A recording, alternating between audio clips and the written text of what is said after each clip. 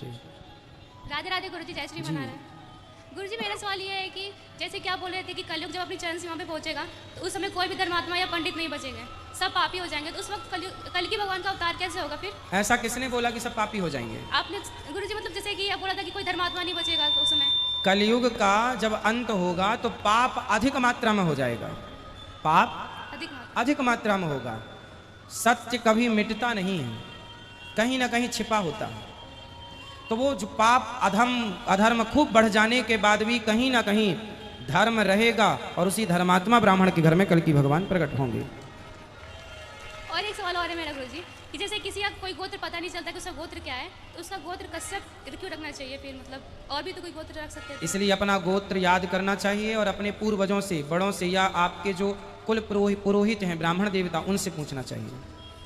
गुरुजी जैसे कि आप बोलते हैं कि अपने स्कूल में टीका लगा जाना चाहिए ऐसे, तो गुरुजी मैं जाती थी, हमेशा जाती हूँ, और मेरे जो टीचर हैं उन्होंने मना कर दिया साहब कि तुम्हारी वजह से बाकी सब लड़कियां भी टीका लगा के जा रही है, तुम मत लगा के आओ, तुमने ये सब फैला दिया स्कूल। हाँ बोले अच्छा तो फैला रहे हैं, क्या बुरा फैला रहे हैं? मना कर दिया, बोले आप ज्यादा लगा के आओगे तो प्रिंसिपल मैम के पास लेके चल जाओ, तुम्हारा नाम कट जाएगा, ऐसे बोलते थे। ऐसे कैसे नाम कट जाएगा? कौन से स्कूल में है आप? दिल्ली में। प्राइवेट? सरकारी? सरकारी। हाँ तो काहे कट जाएगा नाम?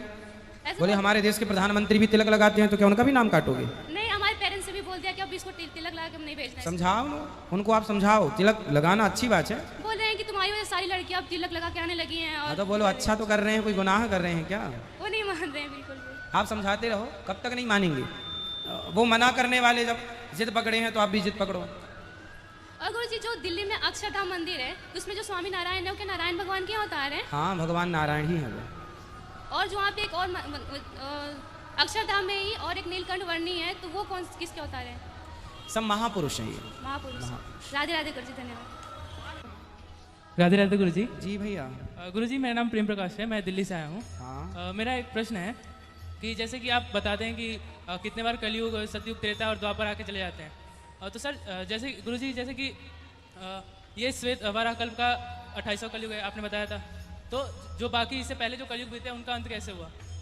उनका अंत, कलयुग का अंत तो कलयुग के पाप से ही होता है, जब कलयुग चरम सीमा में हो जाता है। जैसे कि इस कलयुग में कल की भगवान का अवतार होने वाला है ना। हाँ, तो इससे पहले वालों इस युग में कल की भगवान आएंगे, इसके पहले जो गया उसमें कल की भगवान नहीं आई, तो उनका अंत कैसे हुआ?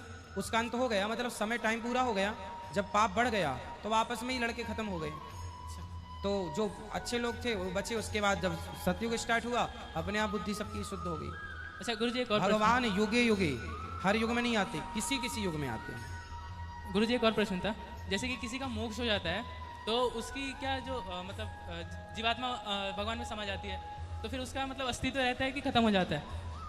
देखो हम में से कभी किसी का अस्तित्व रहा ही नहीं मतलब कि जैसे अभी हम पृथ्वी पे भगवान ने हमें बना के भेजा कि हम उनकी प्राप्ति करें, तो जैसे कि हम आखिर कुछ तो रहेंगे उनके पास कि हमें भेजा होगा धरती पे। अभी आपको ये लगता है कि आपका अस्तित्व है?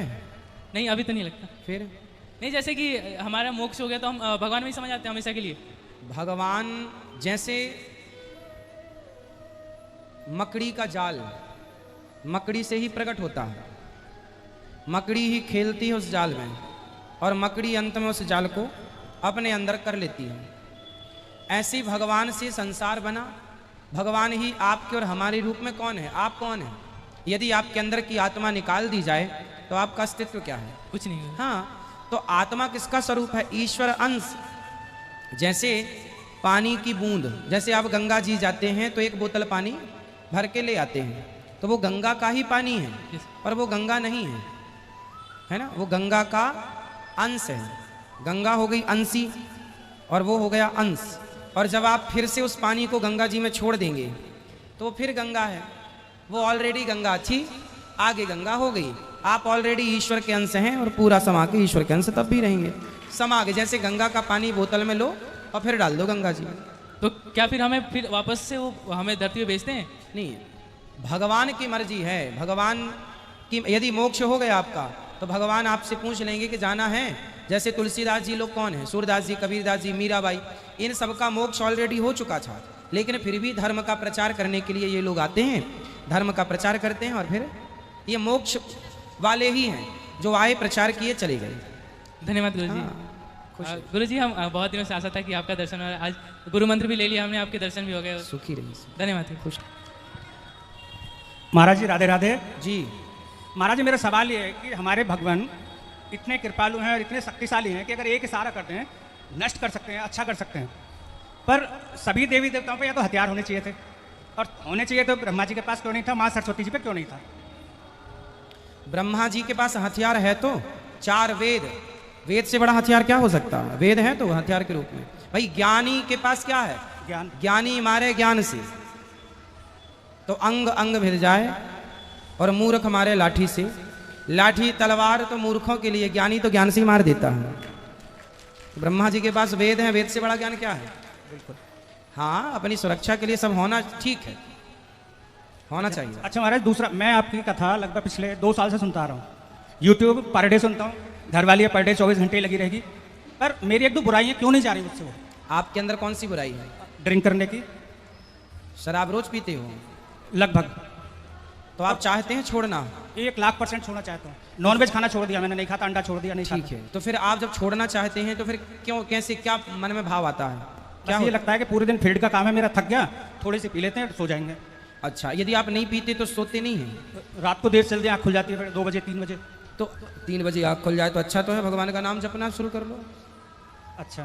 दूसरा महाराज जी, मुझे आपका 4 बजे 3 बजे संत लोग जाग जाते हैं। अच्छा है, शराब पी के आप राक्षसों की तरह सोते रहते हैं, नहीं पियेंगे तो संतों की तरह भजन में लग जाएंगे, तो आप तो अच्छे हो रहे हैं महाराज जी।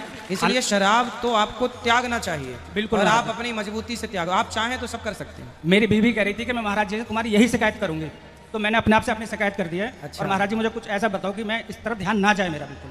आपका बेटा है? हाँ, 2 बेटे हैं महाराज जी। वो पीते हैं शराब? ना।